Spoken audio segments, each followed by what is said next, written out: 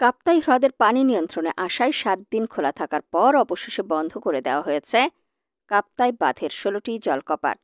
১২ই August সকাল ৮:৩০টার দিকে কাপ্তাই বাঁধের জলকপাটগুলো বন্ধ করা হয়।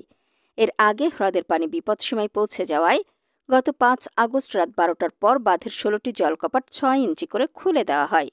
এতে প্রতি সেকেন্ডে ৯,০০০ কিউসেক পানি কর্ণফুলী নদীতে নির্গত হয়। পরে হ্রদে পানির চাপ আরও বৃদ্ধি পাওয়ায় ধাপে ধাপে জলকপাট খোলার পরিমাণ বাড়ানো হয়। সর্বশেষ গত ৭ আগস্ট সন্ধ্যা ৬টায় সর্বোচ্চ ৩.৫ ফুট উচ্চতায় কাপ্তাই বাঁধের ১৬টি জলকপাট খুলে দেওয়া হয়েছিল।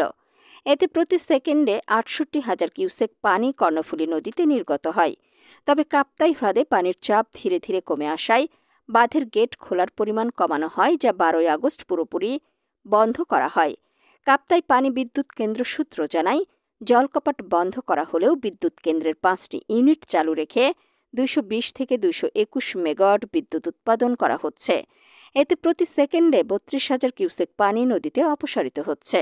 ১২ই আগস্ট সকাল ৮টায় কাপ্তাই হ্রদের পানির উচ্চতা রেকর্ড করা হয়েছে ১০৭.৫ MSL, অর্থাৎ সি লেভেল। হ্রদের সর্বোচ্চ পানির ধারণ ক্ষমতা ১০৯ MSL। কাপ্তাই পানি বিদ্যুৎ কেন্দ্রের ব্যবস্থাপক মাহমুদ হাসান বলেন, বর্তমানে বৃষ্টিপাত কমে আসায় কাপ্তাই হ্রদের পানির উচ্চতা কমছে, তাই জলকপাট বন্ধ করে দেওয়া হয়েছে। আবার জলকপাট খোলা হবে কিনা সেটি কাপ্তাই বাঁধের পানি বৃদ্ধির ওপর নির্ভর করছে বলেও জানান তিনি।